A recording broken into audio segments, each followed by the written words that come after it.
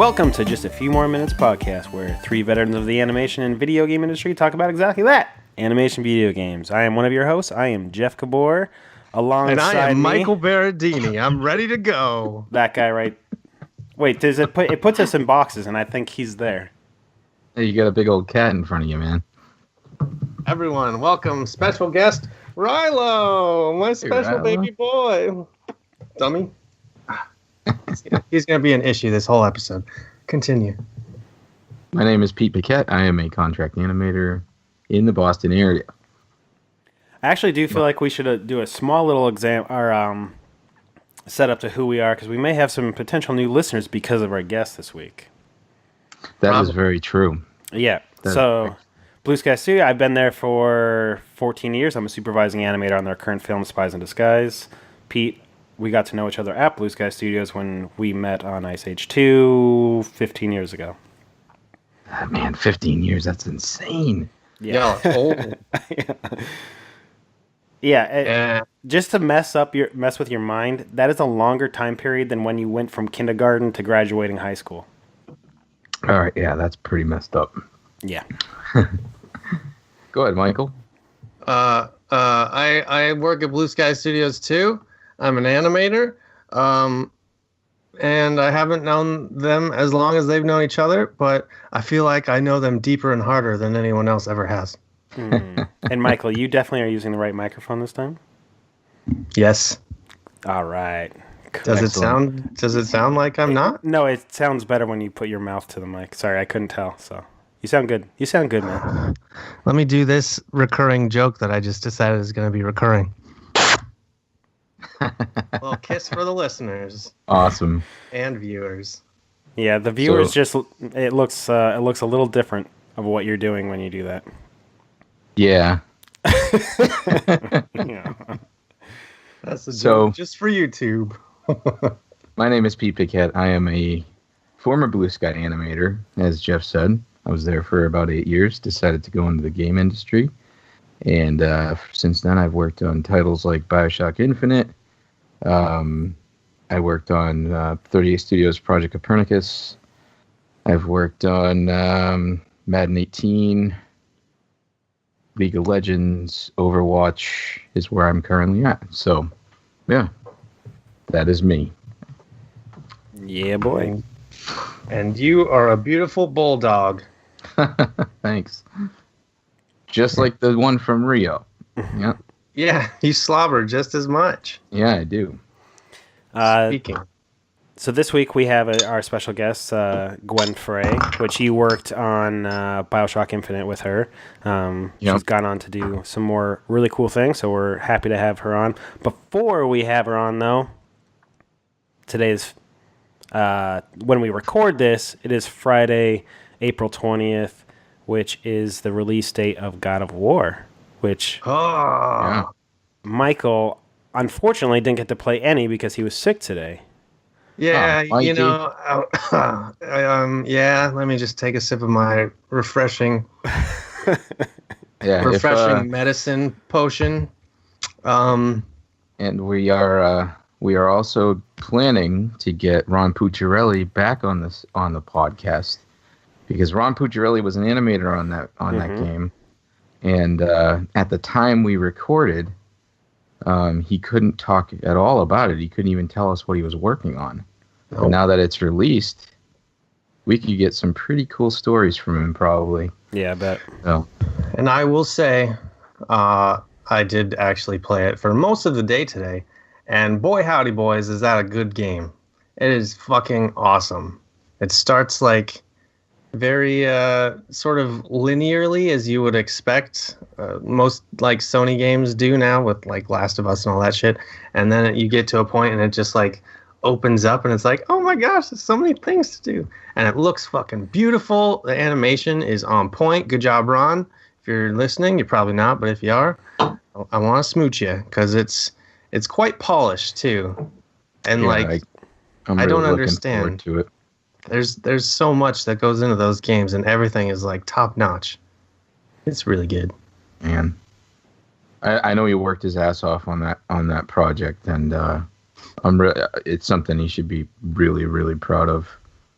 Yeah, I'm stoked. I was out all day with the kids at the zoo and stuff, so I haven't had a chance to play it. But this weekend it's a top priority, along with my Nintendo Labo I got today in the mail. Oh, yeah. You got it, huh?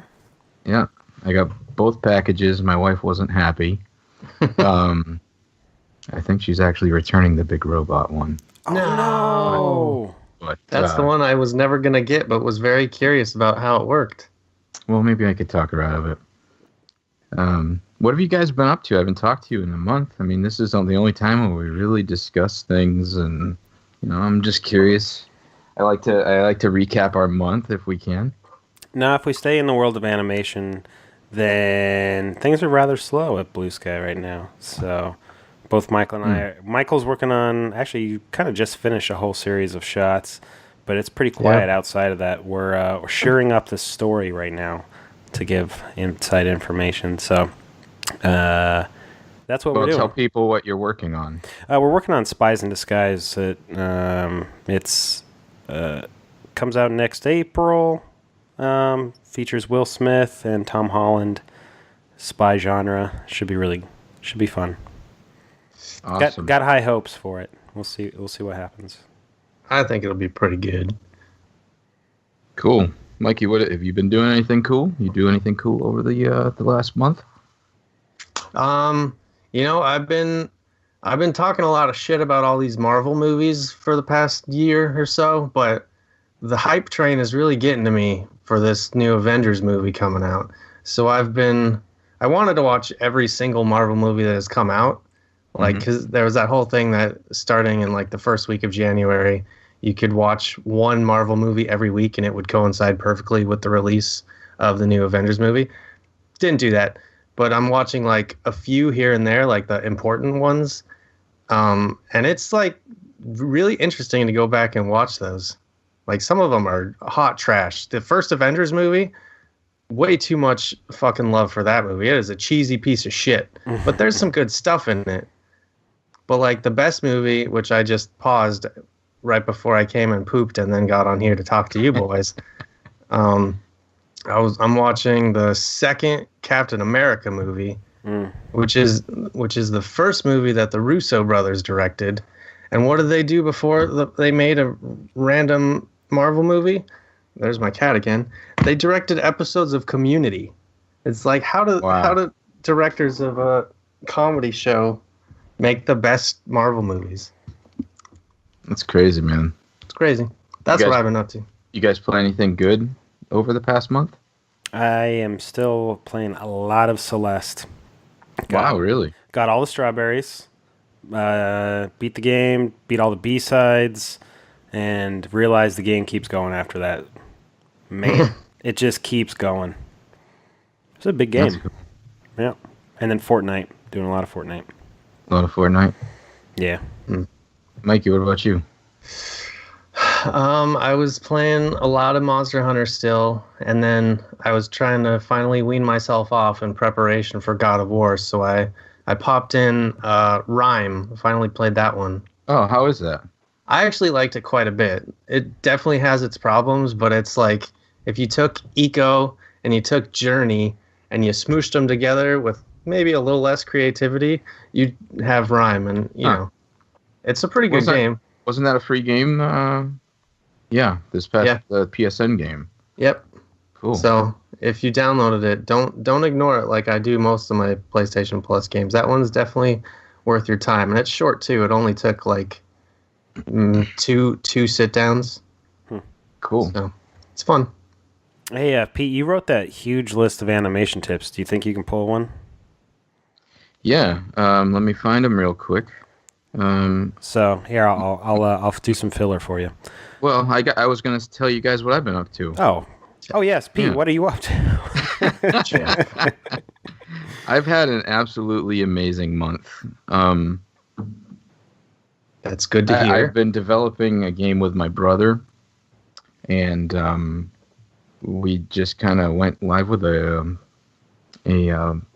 game dev blog that we're going to maintain, and got a lot of good information on releasing an indie game from my dear friend Joe Mirabello, who is the creator of Tower of Guns and his new game Mother Gunship.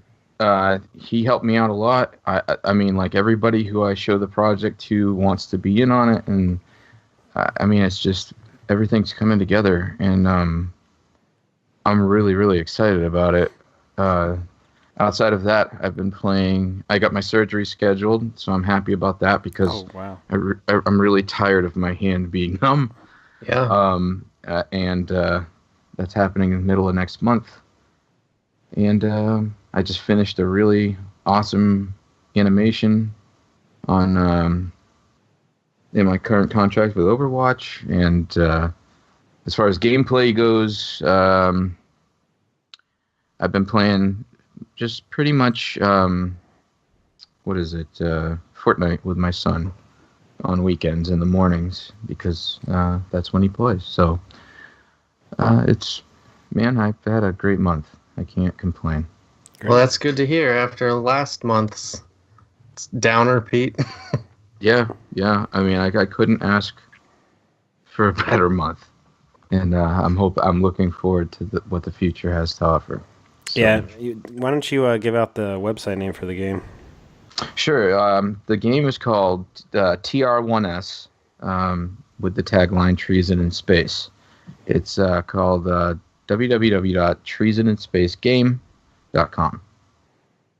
You have a list of some pretty seasoned veterans that are contributing to the game already. Yeah. We cool. got Pete Anderson, who's like a A-list character artist. We got Ron Pucciarelli, who we talked about earlier. I got a fella that's heavy into the local game dev scene here and is going to help us seek funding. And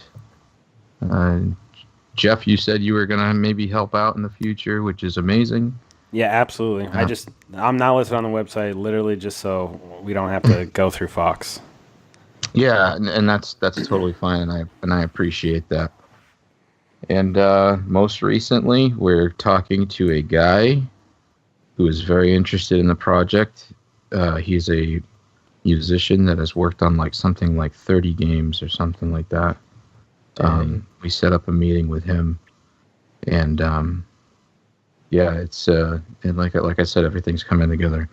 But anyway, let me cruise through my list here. So, new to the podcast, every episode usually starts with an animation tip. Go back to our previous episodes and get all smart on animation, right, Michael? Yeah, get smart, bitch. Okay, so here's a thing that a lot of people overlook, including myself, when you're animating for games. It's great, and I've made this mistake many times. I always want to animate from a 3/4 view, just because it's the most appealing, and I learned that from film. However, in games, it's most important to actually emulate your game camera as much as possible and emulate from that. So let's say, on League of Legends, for instance, I would animate from a mid-level 3/4 view all the time, and then I'd look at it from the isometric view later, and it would look like shit. So if you are working on a game, make damn sure that you are animating from a camera that emulates your main game camera. That's interesting. Yep. I'm definitely guilty of doing just 3/4. Like if I'm doing cycles, not for games, but for movies, I don't always check everything. I mean, I try to make it look all right because that's my job, but I definitely, when I'm showing it, I always favor a camera that makes it look absolute best. Yep. What were you going to ask, Jeff? I was going to say, when you're doing characters that aren't the hero characters, what is the usual camera then? Are you talking about a first-person camera, a first-person character? Yeah. I mean, so in that case, you would animate as best you can the there's two. It depends on what the output is. If it's a multiplayer game, usually you will have a or how I would approach it anyway, because I haven't really animated anything outside of a single-player first-person camera. But how I would approach it is I would have an animation set for the first-person character, which is usually only just, arms and a gun. Sorry, I'm just chugging beer over here. Which is usually just arms and a gun. And then I would have one for the player character that is actually the other player that you're fighting, because that is full body. You want to be able to see the full body. So it would be really two animation sets. Can I ask a super noob question? Yeah, go ahead. First person. Oh, Gwen Frey says hi. Hi. Gwen Frey. So we're gonna have to get her in just a sec, but before we do that, first person shooters. Do the arms that you see through your camera that shoot, are those the same assets as what other people see? Nah, son. I don't know. It could be. I mean, like I said, it all depends on the budget and everything like that. Like in my game, it's a first-person shooter. I don't have the budget to make a dedicated set of arms, but you're never gonna see the full character. Right. Okay. So. Interesting. Except for the non-player characters that are in your squad. So, anyway, Gwen Frey, like tech animator, entrepreneur. She's a genius. I mean, and she's an incredibly sweet person. So, I'm really looking forward to this interview. All right. So, with no further delay, I bring you the interview with Gwen Frey.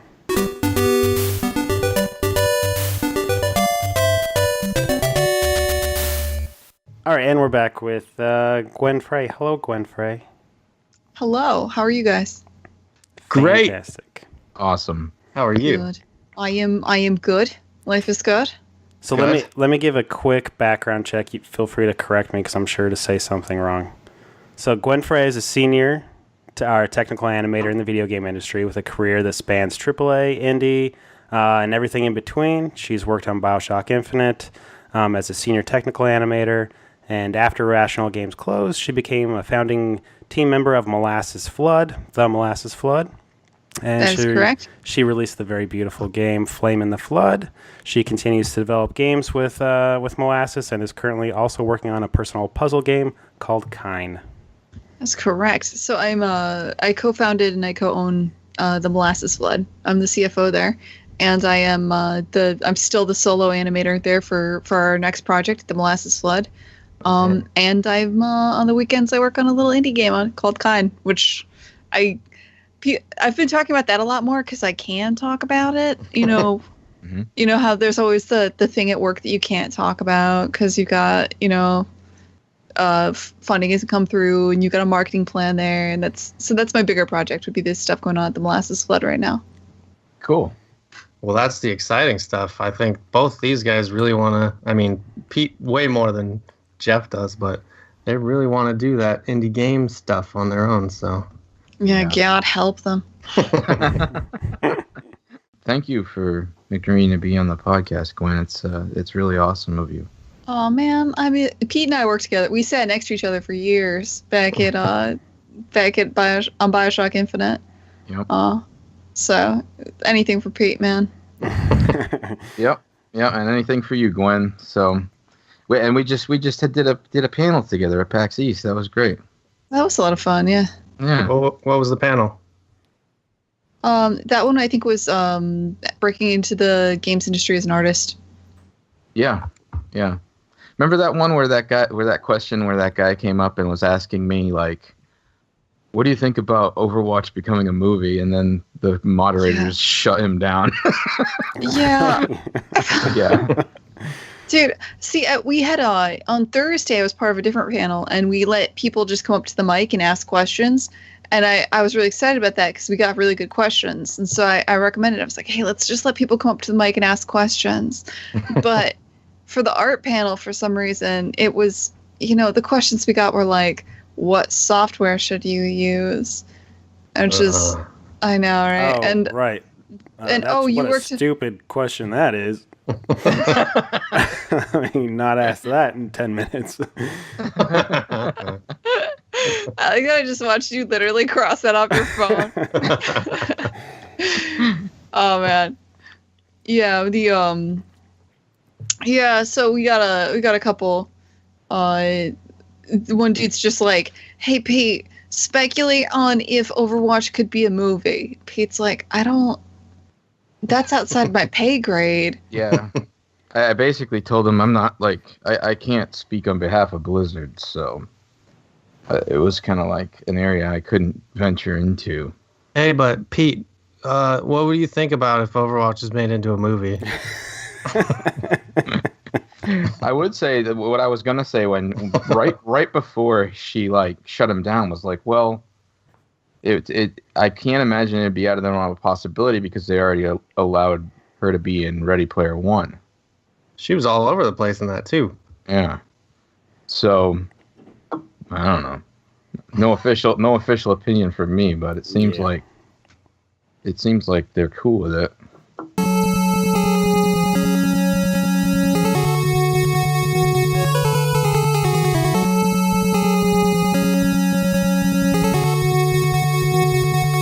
So we have I know that your time is valuable. I just want to say, first and foremost, that KINE looks fucking amazing. Mm-hmm. I can't wait to play it.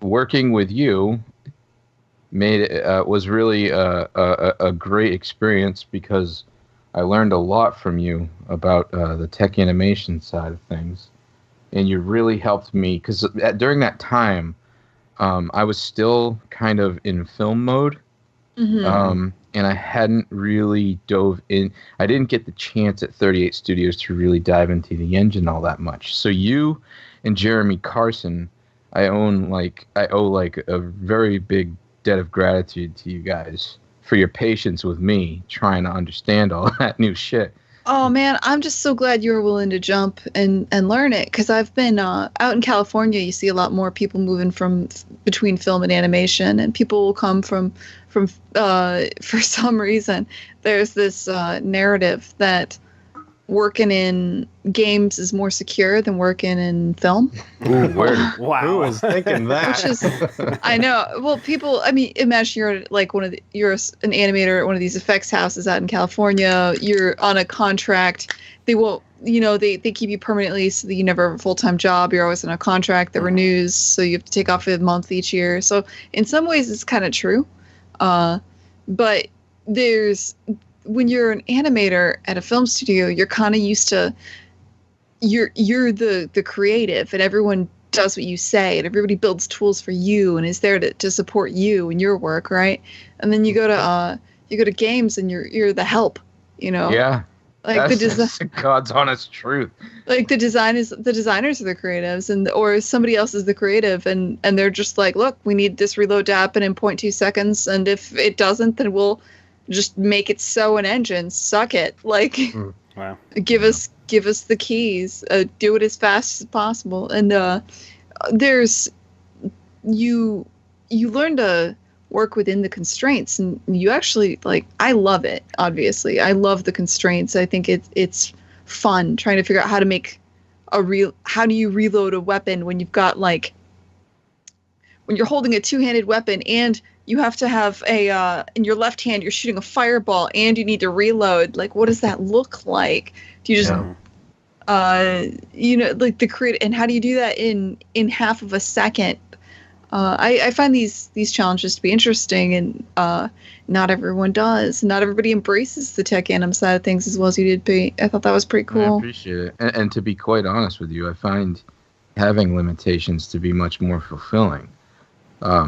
No offense, fellas, but when I was in film, I felt like I could do whatever the fuck I wanted to, and while that was great, it also made me feel like, I don't know, like it felt like there wasn't much of a challenge beyond the initial blocking phase of animation. because you're at that point, your idea is figured out, your posing is figured out, and now all you have to do is execute. So I'd find myself really the challenging part being the first part of the animation process, and I would just kind of turn myself off during the last, week or so on the second half of the animation. This, however, is interesting. Because having limitations, however, is interesting because once you think you're done, you go in game and you look at it, and you come back and you're like, okay, well, now that's not working very well. Yeah. I need to make it work so one, it reads, and two, it plays well with the controls. So it's it's probably the blending. It's the not knowing. Will it look good when it's playing through, and also when it's looping, and also if you're blending from a run into this, and you have to go back and retouch your animations over and over. And there's a lot more problem solving. Do you have a system of ways to check yourself in terms of that, or do you really have to wait until the designer tells you or that it's just not working? Are you able to compare your animation from one cycle to another to be able to really see? It's maybe I can make that decision myself. I mean, I'll let Pete answer that one. It depends. I found it depends on usually it's scheduled in such a way to where what you're making it already kind of exists. You're not just animating into a vacuum. You're animating into something that exists. And the matter of checking is a lot like play blasting. You just export an FBX and import it into the engine, and then you take that extra step of actually loading the game and checking it, or loading the test scene and checking it. And it's cool. I really dig it. Here's a Gwen, do you have anything to add to that? I'm the one that sets up those scenes and does the initial push, so that all P has to do is import an animation, right? That's I script up the characters and do that initial, here's what blends to what and when, and do that first pass, so that Pete's fixing it. Actually, it would be good before you or after you go, Pete. But Gwen, it'd be great for you to break down what a technical animator is, because I feel like I know animation in general, but I know very little about game development, and I actually don't know. I don't know what that means. I was going to say that Gwen makes it sound like it's not a big deal. And quite honestly, what she does to me is rather fucking amazing. Mm-hmm. Because not only does she make it take a skeletal mesh, which that means a rigged model, and bring it into the engine, but and rig it, is, if I'm not mistaken, but also does the logic, which is crazy to me. That's a huge area of responsibility. Yeah, so I mean, I can try to break it down a bit. Technical animation is a very large field that covers a bunch of things. But the main spheres, I guess you would call it, is first off, there's the rigging the character in Maya, which you guys are familiar with, right? You got character TDs. Mm-hmm. Yep. Then there's the side of technical animation that's kind of more of that, but an engine that's setting up runtime cloth. So when a character is running around an engine, maybe they have cloth, or maybe they have physics, or when a character ragdolls, what physics takes over, and that sort of thing. So that's more kind of what you might be thinking for a character TD, but also in engine rather than in Maya. And then the third thing, the thing that Pete's talking about, the thing that I love and specialize in, is the actual setting up the logic for a character. So say when a programmer will go in and they'll make a character move around, and a character is just a sphere, right? And they'll set that when the player moves the thumbstick up, the sphere moves at this velocity throughout the world. But it's just a sphere. And what I do is I take a rigged character in engine, and I replace the sphere with that character, and I say, okay, detect, and then I just start writing code, usually scripting, some kind of scripting language. Detect the speed that the character is moving. Play this animation if you're moving at this speed. Play this animation if you're moving this speed. Here's when you blend from this animation to this one. Here's how we scale the play rate. Here's how, when you stop, select one of these animations and then play this idle. And so I kind of choose when to switch between different animation clips that Pete makes and how they blend together and do a lot of the logic there, which is a lot of there's just a ton there, especially in AAA these days. Detecting if you stop while you're on your right foot, play this stop animation versus if you're on your left foot, play this one. And there's a lot of creative problem solving in that kind of like that space.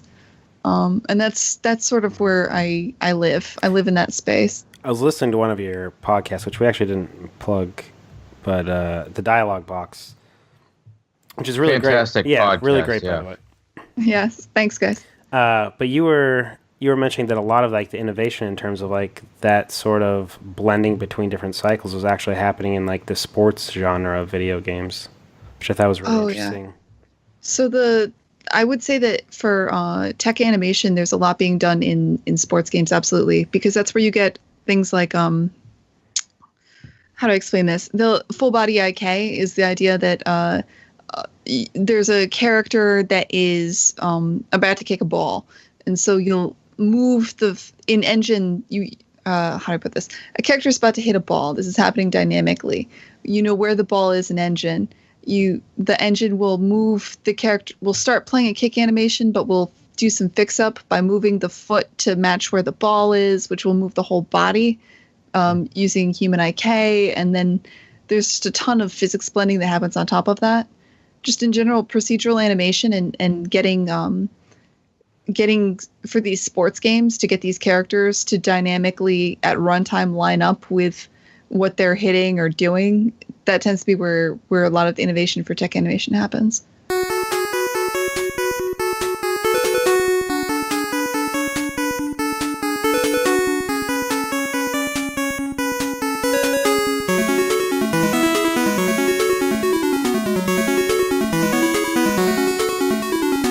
I've always been fascinated by what you pull off. Like I remember you showing me in the Bioshock DLC for the first time, the dancing kid with the bread, and it was like you basically like did the entire thing yourself.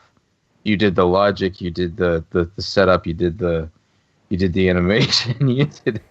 I don't know. It's just I have a fond memory of all that stuff. It's just like, wow, that's crazy. Oh my God. So what's the bread boy? Oh, the bread boy. The bread boy was I didn't do the animation actually. That was, if you recall, on the beach there was this animation where a bunch of people were doing like a ring around they all grabbed hands and danced in a circle. Yeah. It was a bunch of adult characters dancing in a circle in a ring, right? Mm-hmm. So I slapped that on the kid rig. But I ignored the translation. I only had the rotations on the kid's rig. And I IK'd the arms up to the locations where they would be for the adult and the feet to where they should be for the adult. You are a cheater. You're a cheater. Because the kid's short moves the arms way up, right, over his head. And then I just stuck a baguette in between them. But you know what? That is like going through the game and you come across that kid, you're just like, what the hell? And it works, but it's like so entertaining, you know. Oh man, it was so good. It was so cool. I hopefully there's a GIF of it out there so I can post it on the Twitter. I'm gonna look it up right now. I want to see the Infinite Bread Boy. Yeah, Bioshock Infinite. It would have been the Paris DLC. I thought the Paris DLC was honestly some of the most fun I had there. Because the Paris DLC was that whole opening scene. We were basically trying to capture that feeling you had in Beauty and the Beast when you're walking through Paris and people are singing and the bird drops onto your hand and the bird is singing along with everybody else. You're going through and this composition is building. And oh man, that was a fun scene to work on. Oh, I just found it. There's just a video on YouTube, and the caption is "Much bread, such wow." Can't you share your screen, Michael? You did that last time. Yeah. Yeah, share your screen just so we can watch it. It'd be probably the easiest way to show everybody what we're talking about. Oh god, that was like a half day hack. I feel like people are going to expect something really phenomenal. I think we've overhyped the bread kid. Wait. No, I love the bread kid. I love the bread kid. I don't want you to mistake that at all. Yeah. So. Here we go. Oh God, I can't wait to see this.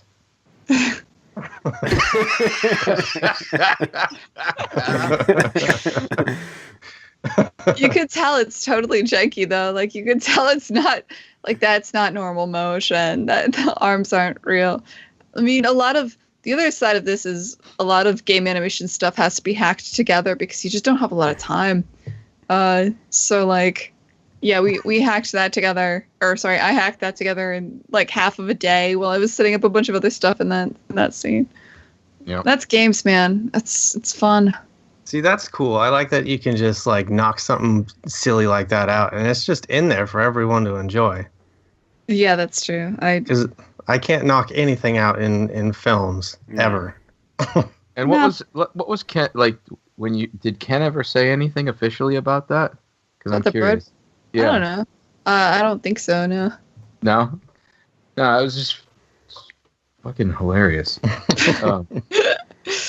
There's a bunch of shit like that. I liked the beggars reaching out to you. The aim targets in their arms and their heads. There's a lot of little moments. I had a lot of fun. I had a lot of fun making the background characters for that. And that was also just a completely different gig for me too, because I showed up and they basically let me own the background characters end to end. They were like, all right, this scene is empty. We have no resources. Just fill it with stuff. And I could request. I could be like, I could request mocap. I could be like, all right, we have a beach, so I need a kid digging in the sand, and I need this and this. And a week later, like, that would go around the world, and we'd get it back from China, and we'd get that mocap cleaned up, and we would just have mocap. But there was, but yeah, it was, I had so much power. I loved Irrational. I had a great time at Bioshock. Yeah, I mean, like, even though we had, like, super long days at the end there, it was really great being surrounded by that sort of genius level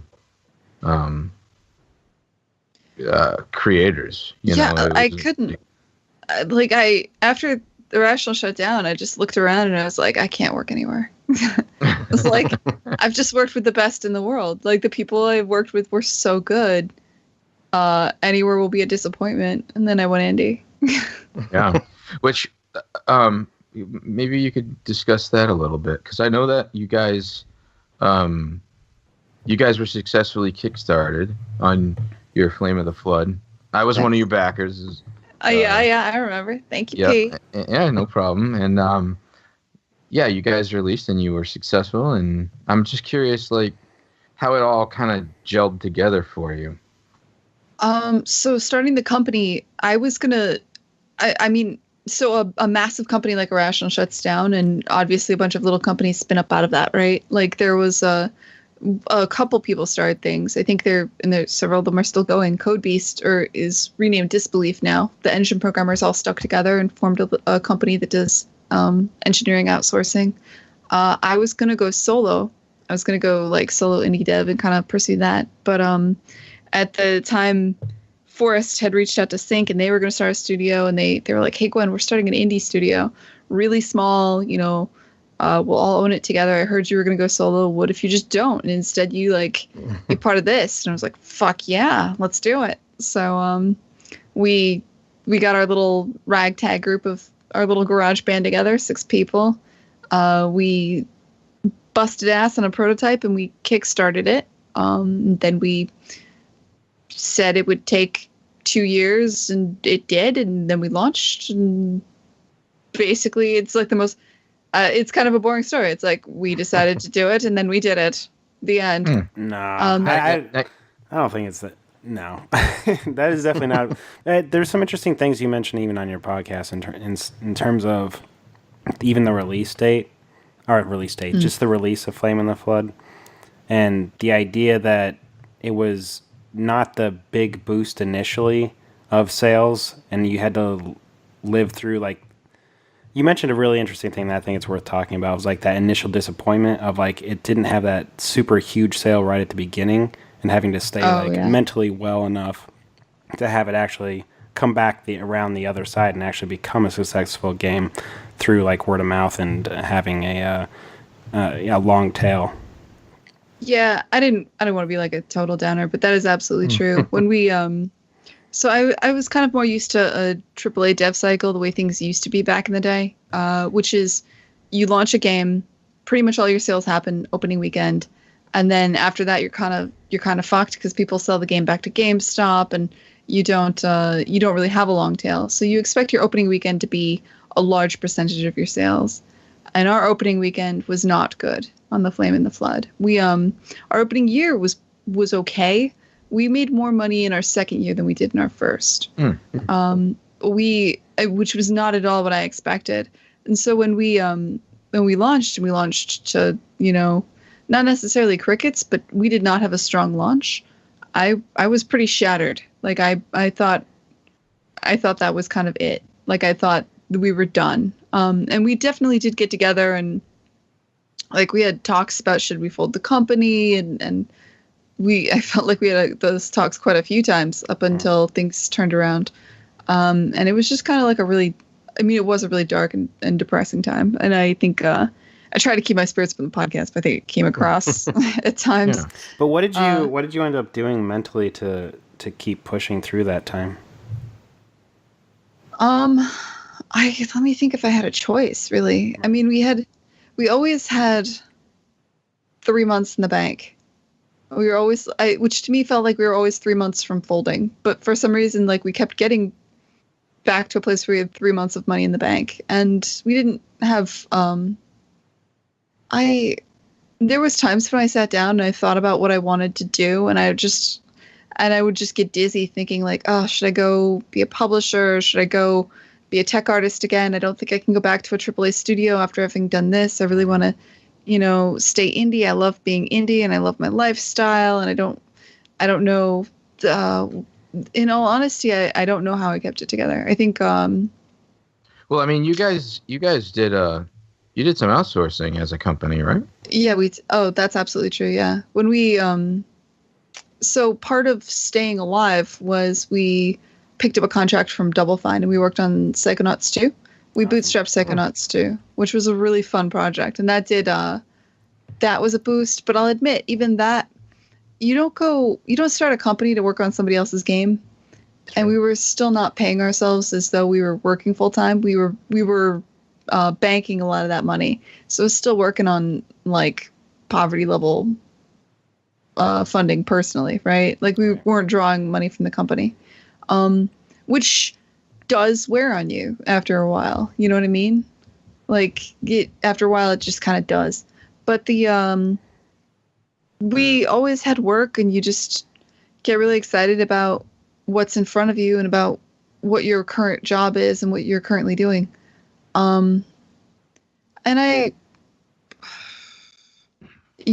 mean, we just kept going, and we never reached a point where I personally felt like throwing in the towel.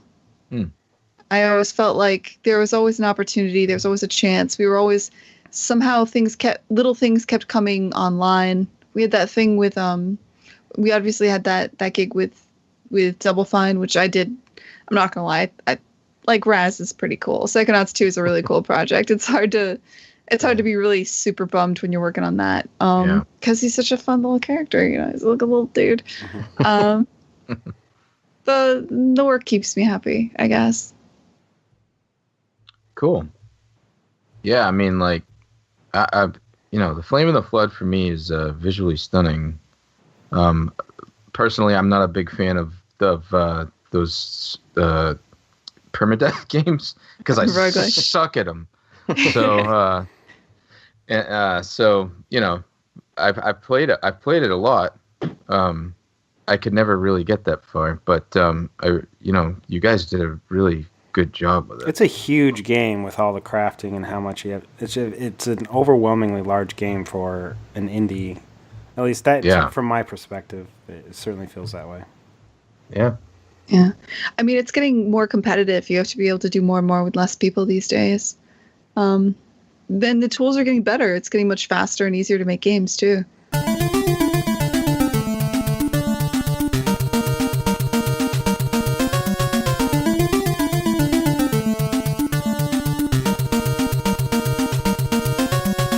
So on your podcast, the dialogue box, you mentioned that you used to be a school announcement person.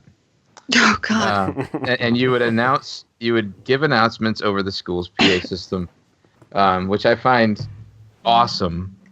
I'm curious if you ever thought about going into VO.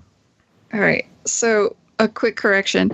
I was working at a community theater, and I was the one that programmed the lighting board, because you're up there next to the sound designer, like the person running the soundboard, they would just have me double as the person who did the theater announcements. So it wasn't for school. It was for things like. Oh, I'm sorry. I'm sorry. That's cool. It was just a theater. But it was like the announcement. Hello and welcome to today's edition of My Fair Lady. Like it was one of those things. It never occurred to me to get into VO. I don't think. I was just curious because you got the voice for it, so I didn't know if that was something you ever were going to pursue or anything like that. I had no idea I had the voice for that. I'm still not convinced I do. You're the third person that said that, and everybody else, the other two, said that after I started the podcast. So, it's not unheard of. Good to know. That editor from Hellblade, she had never acted before, and then she won Best Actress at all the Game Awards and stuff. So you could do it, Gwen. I could get into VO. I would have to get used to hearing myself recorded, which I think I'm slowly getting used to. But do you listen back to your podcast? Yeah, I do. Oh, man, I don't do it. I have to, because we edit them, and I frequently. So our podcast, we do it a little differently. Chris and I just start chatting, and then. Sometimes the chat is really stupid, and so we cut out a solid chunk of it. We cut out, I want to say, maybe a third of what we talk about for every podcast. So I want to ask you, do you have any advice for aspiring indie developers out there? Totally depends on the person and where they're coming from. Okay, then me. I'll say me. You want to? Oh man, Pete, you're this is weird. No, yeah. I'm being honest. I'm trying, and I'm hoping. You got a game. You've already got a game idea, right? Yep. And you're And I have an engineer, and I have. Give me your elevator pitch. 2 sentences. What is your game idea? Oh yeah. My game idea is. It's a first-person shooter, sci-fi, low-poly, 80s game where you are fighting a virus that is trying to take over your ship. I've never had to elevator pitch it before, so I usually just kind of if someone's interested and they want to jump on the team, I just here it is. Yeah. You will get really used to talking about it too. One of the things I found for KINE, I was streaming it, and people would be like, "What is this?" And the first several times, I'm like, "This is a game. It's a puzzle game. Here's a video. Here's a video." And then I realized, shit, I need to get a lot better at talking about it. And you need to being able to sell your game in 2 sentences. You're actually a lot further along than I probably was early on. But I do want to pick your brain offline sometime. Oh yeah. I want to show you what I have, and I want to see what you would do, and maybe we'll drink some scotch again, and it'd be great. Yeah. She doesn't seem too excited about this. Nah, I should. I've been drinking. I had GDC and then I had PAX, and I'm now I'm just resting my liver. I'm I need 2 weeks. Well, come to my birthday party next week. All right. Yeah. Wait, what day is that? Maybe. Wednesday night. Michael, are you going to his birthday party? You guys are in New York, man. This is going to be in Boston. No. I would have invited you, but... Yeah, that's what I'm getting at. Thanks, man. I know that shit ain't happening. We're breaking down! Anyway, so let me ask you another question, Gwen. Oh, okay. What was your most influential game as a child, teen, etc.? Shit. Okay. Well, I used to kind of always have one game that I would play the shit out of. So when I was in high school, for instance, in college, I played a lot of World of Warcraft. Basically only World of Warcraft, constantly. I was super into that. Before that, though, getting into the younger years, I was into, usually Japanese games. Like, I was super into Disgaea. This is like a grid-based tactics game. I loved tactics games. I loved RPGs and tactical RPGs. So I gotta say, Disgaea was my favorite game. For like the amount of time I put in, that was absurd. And I liked all the Nipponichi games. I liked, Phantom Brave and La Pucelle and a lot of those back then. They were really my shit. Before that, I was more into RPGs like Final Fantasy and that sort of thing. Now, was that like a PSN Japanese PS PlayStation games, or? Yeah, I think those were PlayStation. You'd import them and whatnot? I know. So I remember this very clearly. Everyone in my family's like a programmer or super into computers in some way. And I remember when I was in elementary school, I brought in my essay printed out. Like I typed it up and I printed it out and I brought it in. And my teacher didn't accept it because she wanted us to handwrite our... she wanted us to practice our penmanship. She said, if you use a computer, you'll never learn how to spell, blah, blah, blah, back then. And my mother went... marched me back to the school after she heard this and just had some words with the teacher about how this is the future and her daughter will be typing up all of her essays. And I was so mad at my mom, I refused to use a computer for years. Oh, wow. Until about sometime in middle school, Final Fantasy came out. And it came out back then on a series of 4 CDs. Yep. And I remember I started playing it on the family computer, and then my parents went to sleep, and they said I couldn't, the computer was keeping them up. So I quietly disassembled the computer and moved it into my room, and I kept playing it. And my parents never said a word. They just replaced the family computer, and that was the end of it. Wow, that's awesome. I think I was a PC gamer, technically. We had all the consoles. My brother was really big on a lot. We both played the Nintendo games, but it was one of I was the little sister, Mm-hmm. Like I would. You were a player too. I sucked. Yeah.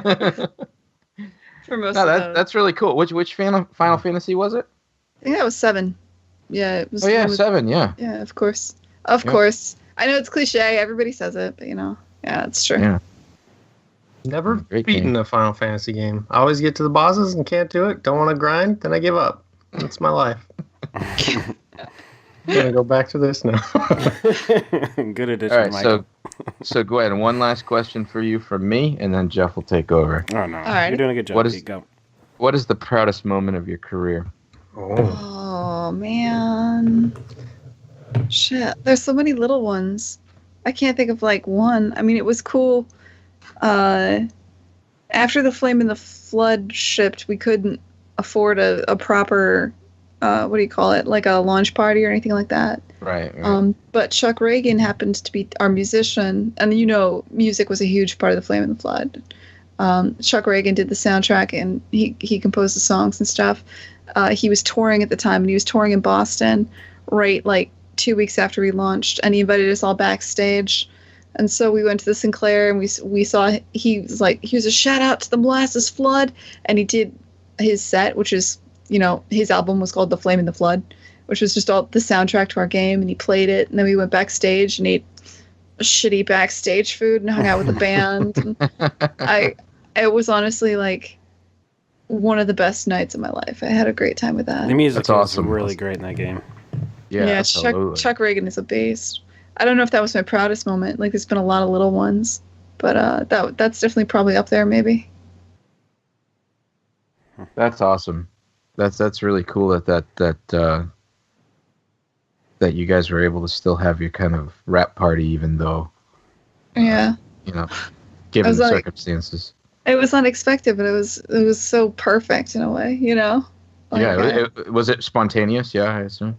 I mean, we knew he was like, hey, I'm touring. In a week, I'll be in Boston. Obviously, you're invited to be backstage. And we're like, oh, sure. Yeah, this is great. And we'll treat you to dinner beforehand. And then it just turned into like a party where we just got wasted and sang the soundtrack to our game and, hung out backstage with the band. And it was a good time. That's awesome. Yeah. That's a really good story.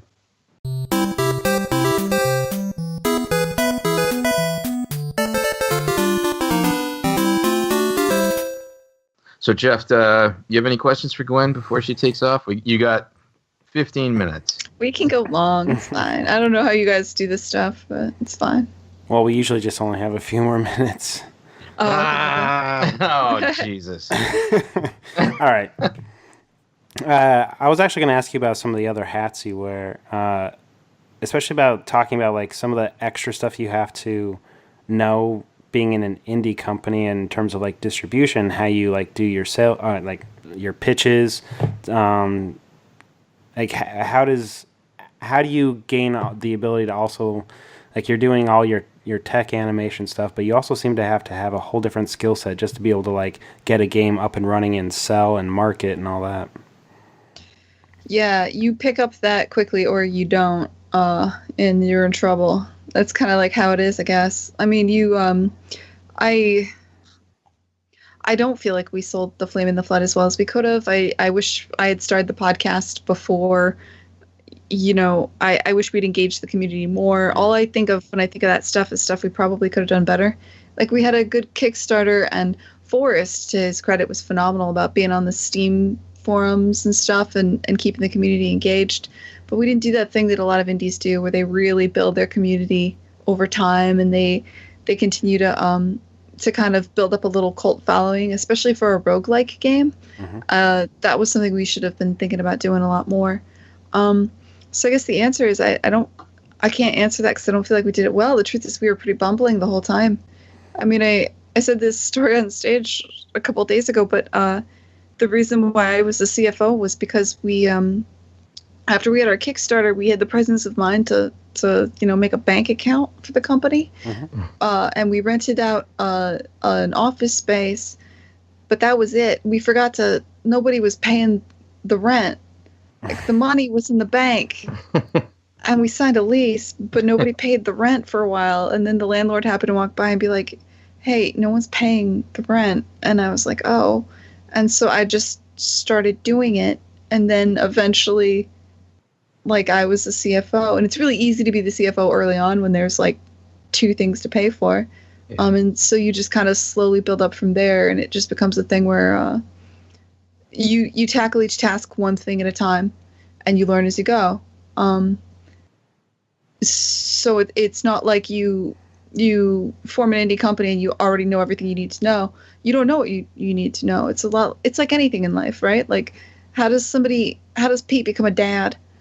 He didn't know everything he needed to know when he was going to father a child. He's just like, this will be hard and I'll figure it out. And he did, because his, kids aren't dead. So exactly. Good job, Pete. Good job, Pete. Yeah, that's very true. Is there things that you didn't know that you know now that you wish you would have known then? Okay. They come up every now and then. I wish somebody at our company had done some basic, very fundamental, like simple Googling on how the legal shit. And what I mean by that is we got a lawyer, and we did have a lawyer draft up like our operating agreement and all that stuff, and we had them file our LLC, and then we're like, okay, we're done. And we didn't realize things like, oh, you have to pay a fee each year to stay in LLC. And we assumed our lawyer and or accountant would handle that, but they didn't. because that's not their job, right? And there was a lot of stuff like that I just didn't know. So yeah, I wish I knew that there was a fee to stay in LLC and that I had to pay it each year. It did all's well that ends well. I mean, the government told us, hey, you should probably pay this, and so we did. But I wish there's just loads of little things like that. Let me think of a couple others.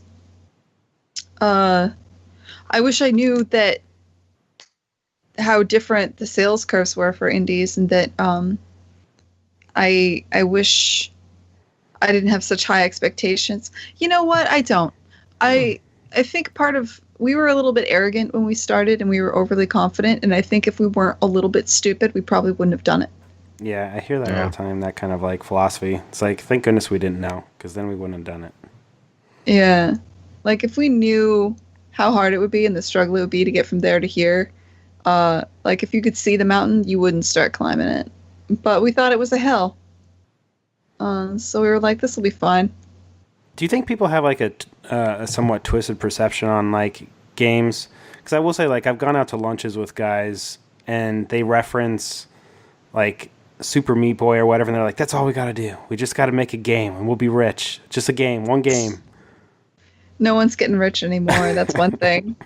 Like, that was if you made Super Meat Boy back when they made Super Meat Boy, sure. But now it's way easier to make Super Meat Boy, and also everybody's made a fucking side-scrolling game. Like, there's hundreds out there, and I don't know how you're going to be different from them. And I would say no one can tell you how to succeed in the market right now, for sure, because the thing that worked 2 years ago definitely won't work now. And if you're following somebody else's template, then you're already in trouble. Right. Because that's tired, and everybody else is going to be doing whatever the successful thing was that just worked. And the market is really saturated. Like, what's the stats now? Like, over 100 games a day or more than that. I don't know. I remember hearing something, but it was crazy. Yeah, if you follow like micro trailers on Twitter, you can see a 6-second clip of every trailer for every game that launches as it launches on Steam. And it's insane. You'll see like 40 minimum a day in your Twitter feed. Yeah, there's loads of games out there. I don't know what else to say. A lot of them are student work or small works. I mean, it's similar to how it's become so much easier to make a game that everyone's doing it. And it's the same thing as like people self-publishing their music, people self-publishing their like, did YouTubers kill film festivals? No. Are you worried that this flood of indies is going to kill the indie games festivals or is going to harm AAA? I don't know. I think in a way it's cool that there's so many fans out there. I think it's cool that there's so many people are trying to make games, because it helps them appreciate how hard it is. Because it's not easy to make something really good. It's easy to make crap. But I think people appreciate something more when they've tried it themselves and failed. Or tried it themselves and had modest success. Successful games all like seem to have like such a careful balance between the gameplay and art development and storytelling that it seems nearly impossible for one person to have all those skills, much less to even get a group of people that can all seem to cobble it together on a single game. So it's a pretty amazing feat to create a really great game. Yeah, I think and the other thing is, you said several things there, like a successful game. I think the problem here is when you try to figure out what a successful game is, because it's so different for everybody, you know? Like, some people, a successful game is something financially successful, and I think most people, when they say successful, think that a thing that allows you to make a living. And if your goal is to make a living, you can you can take a match 3 template. There's a joke here in Boston Indies. There's a guy that actually did, he has a random game generator. All it does is it trolls the internet for every day. It'll make 3 games. It chooses, using random words, it chooses like 2 adjectives and a noun.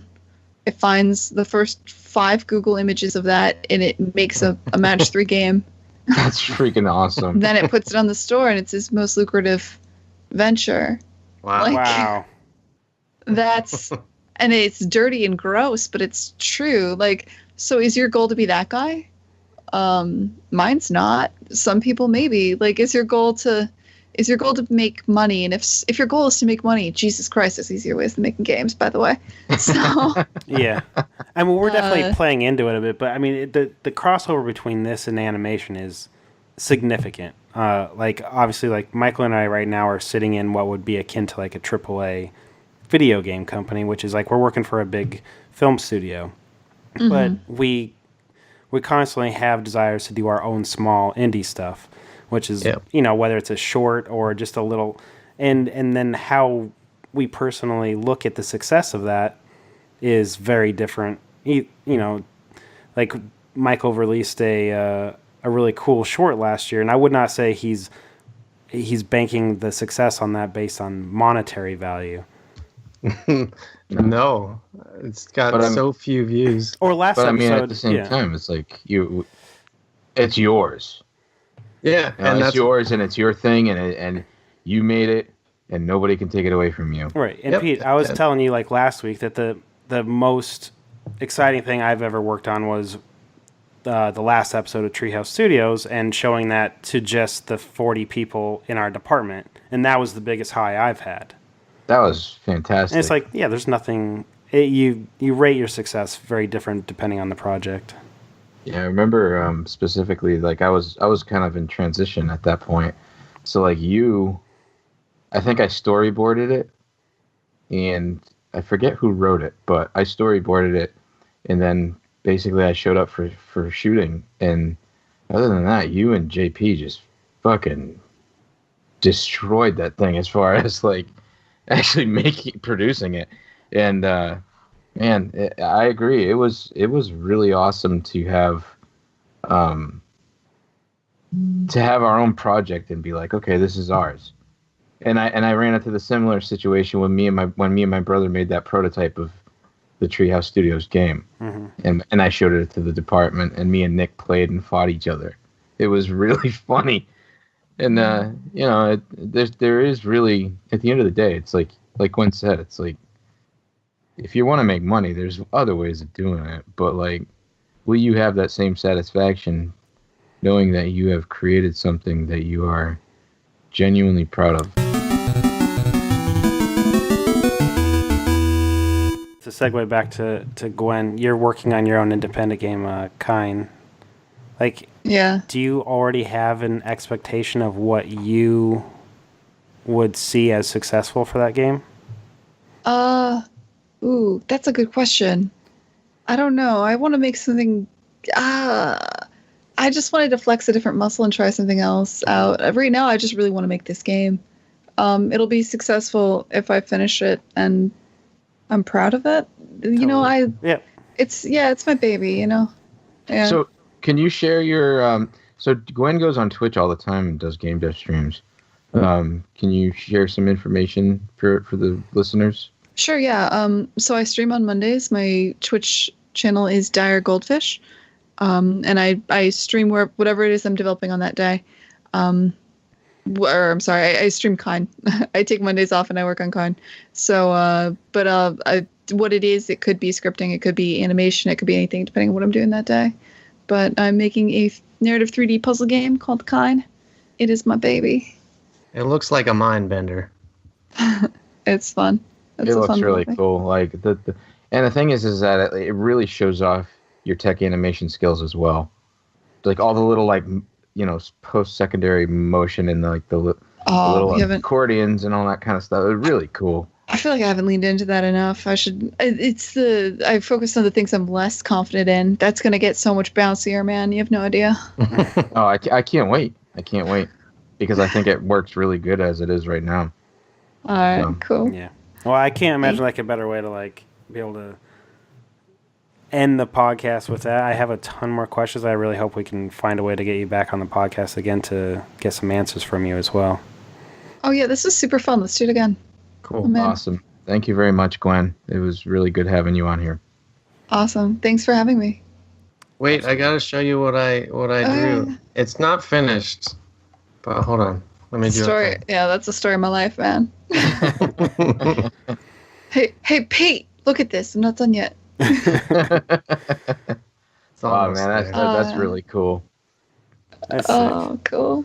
Michael is one of the fastest illustrators I have ever met. He's insane.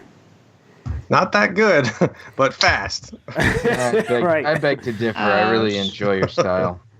Thank you, Pete. Did I say I hated it? I said he's fast. No, I said no. I was countering what he was saying. Okay. Gee, all right. So go ahead, Jeff. Wrap it up. Well, thank you, Gwen. This has been Just a Few More Minutes podcast. We're three veterans of the animation and video game industry. Talk about exactly that. Animation video games. Thank you, everybody.